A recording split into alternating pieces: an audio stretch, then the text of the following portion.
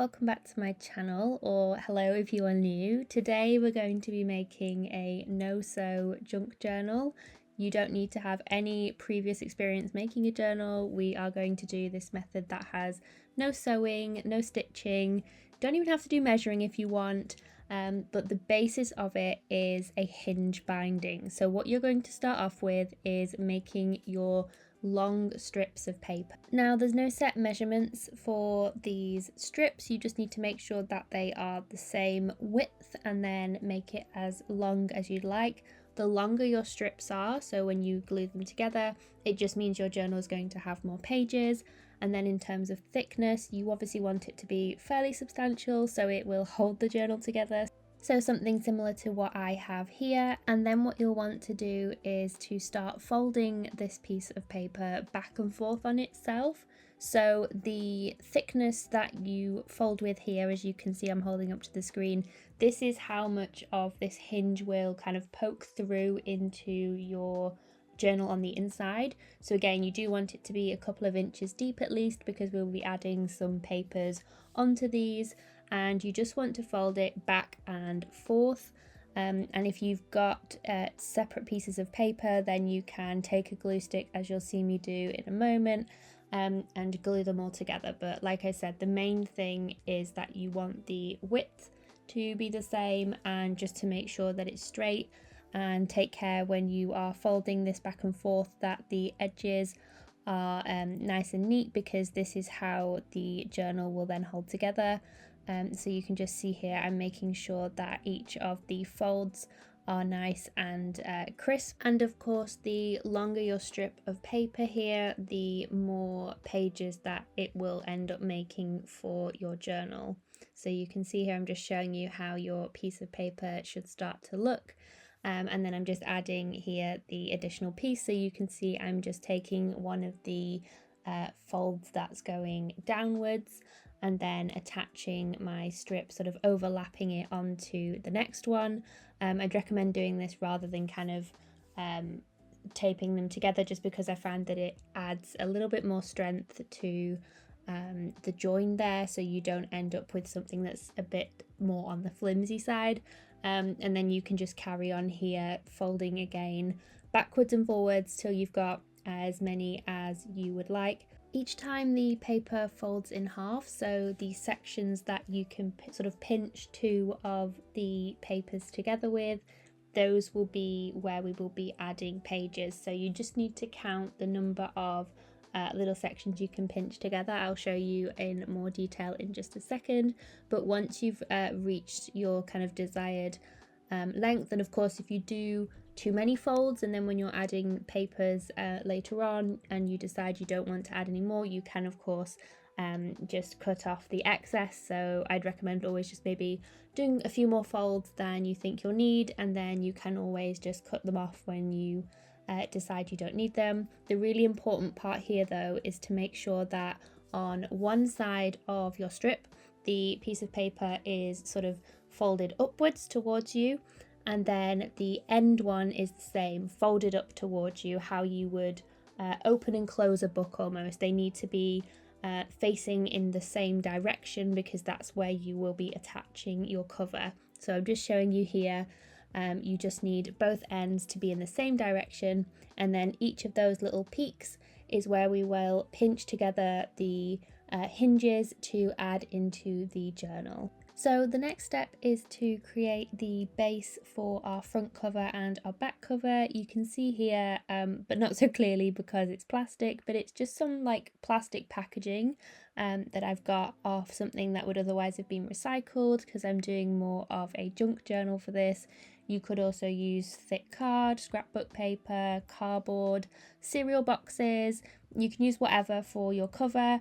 You probably just want something that's maybe a little bit more sturdy, seeing as it's going to be your cover, but I just fancied trying out a translucent cover because I thought that would be fun. But you'll see I literally just cut it in half, and then I'm using that size, so I don't even know what size it is because I didn't measure it, I just made sure that they were both the same.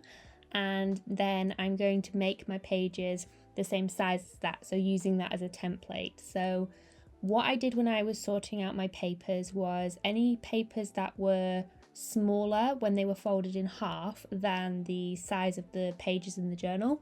I just pop them to one side because they will come in handy when we do the inner pages later on. But all you want to do is fold your papers in half, and you can see here I'm just using the cover as a sort of rough template or guide. I kind of wanted to go with a bit like uneven edges, and not everything has to be 100% perfect. And so I just went through my papers and started folding them in half and sort of roughly tearing them to the size they needed to be. So you can see that piece there, it was a little bit too small, so I decided to grab a piece that was slightly larger. Now in this pile of papers I have got an assortment of different things. So for example, that first piece that I had was just left over from an envelope, like a bubble mailer. I've also got book pages, vellum, all sorts of different things. Like I said, I'm going for more of a junk journal vibe, so if you want something that's a bit more eclectic, then you can think about mixing up the different patterns and papers that you're using. Or you can use something that's a little bit more uniform. I don't know, maybe you've got like a collection of brown paper or tea-dyed paper that you might want to use. There's honestly so many different possibilities when it comes to making your own journals, so experiment and try and see what different papers you can use in this journal. And having different patterns will give you something to respond to when it comes to actually working in this journal as well. So once you have folded all the papers, you can see here how I'm pinching the papers where they fold together. So each one of these little peaks will be where we will be adding it into the papers that we have folded. So I'm just counting there how many that I've got so that I fold enough pieces of paper. So you can see here kind of how it's starting to form a little booklet. So I'm just going to continue and fold all the papers that I need for this journal.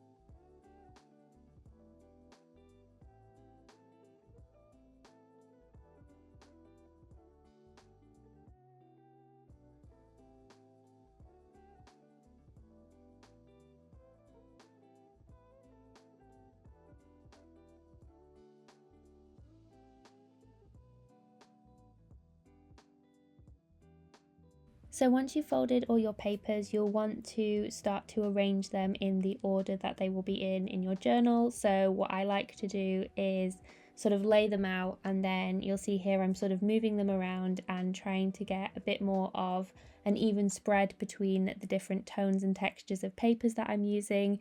I've decided to bring the floral one right to the front because I know that I've got that plastic cover and that will be seen. So once you've done that and you have your stack of papers like this, you'll see I'm just sort of making sure that the edge where the papers are on the fold is nice and flush. So even though they're not even all the way around, this is nice and flush here for measuring. So what you're going to want to do is take your strip, your little hinge, and you can see I'm just marking with a pencil the edges of the two top and bottom of the hinge, because that's where we're going to kind of push through the paper. So what I've done is just marked it with a pencil, and then all you're going to want to do is gently fold the paper in the opposite direction, and you'll be able to see there the pencil marks where you need to cut up to. So you cut it in half and you end up with a little slit like that. So I'll show you just a couple of times.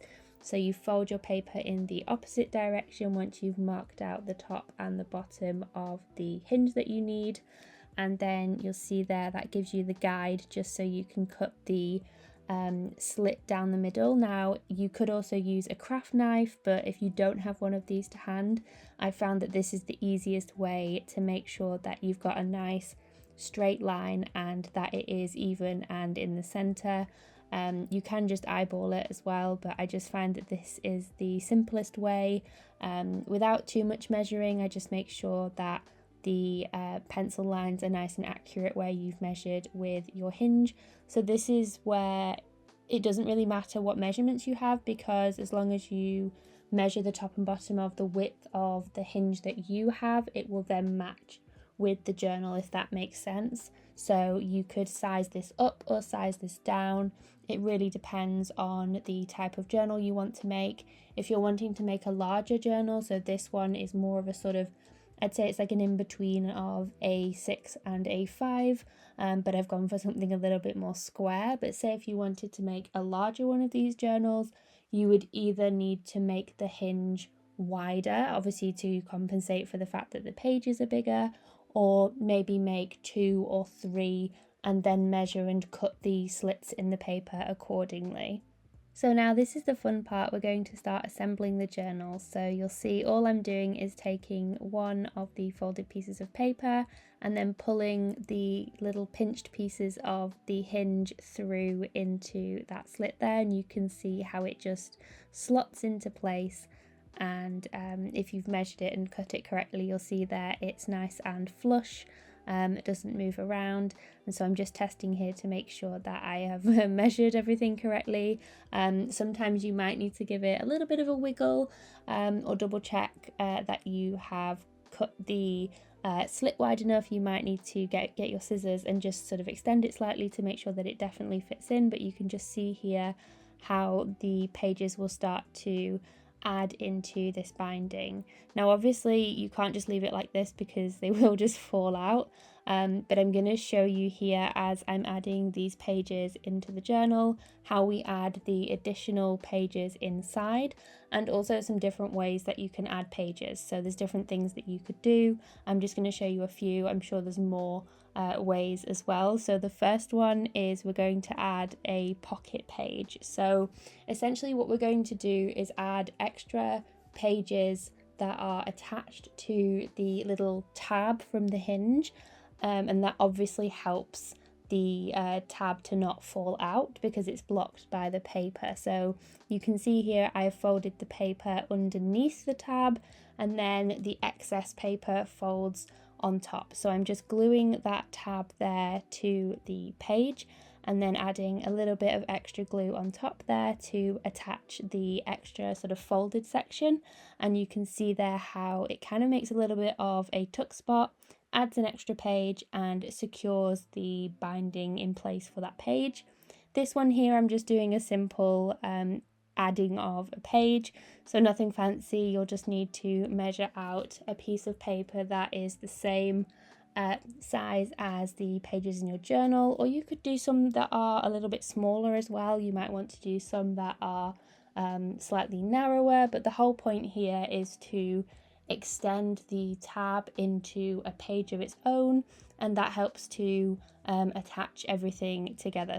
So for this I'm just using a standard glue stick, but you could also attach your papers with sellotape or washi tape. You could staple them in, anything that's going to secure that tab and help it to not fall out of the page. So here again I'm just doing the same thing, pulling the tab through the piece that we have already cut, and then I'm actually going to do the same in terms of adding another piece of paper. So this one is again the same size as the journal pages that are already in there, and I'm actually going to add some washi tape just to the other side.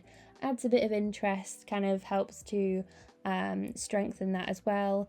And essentially you're just going to want to repeat this method for each of the folded pieces of paper that you've got, and for all of the tabs to pull them through and add the inner pages. For the next example here, if you love to add extra things to your journals in pockets, then why not make one of the additional pages a pocket itself? So I have these glassine envelopes that I just ripped the top off to make sure that it fit obviously the height of this journal, and then I simply attached that to the tab as a regular page. But of course it's now an inbuilt pocket that I can use within the journal as well. and that's just a really fun way to add some extra space into your journal pages. Now, if you've got papers that are a little bit more on the thinner, flimsier side, what I thought would be nice to do would be to still use it, but if you fold it in half and then add glue on one side, so all the way across, you can then basically sort of fold it in half and include the tab in between where you're folding it in half. That way then it's kind of sandwiched in between, becomes a page, and because you've folded it in half, it's kind of double the thickness, and so that way then it works better as a page, and that way you can use them still as a full page. And the final way you can secure the binding is to not add an additional page at all. You can just glue down the tab to either side of the page on the inside, and that will secure it into the binding.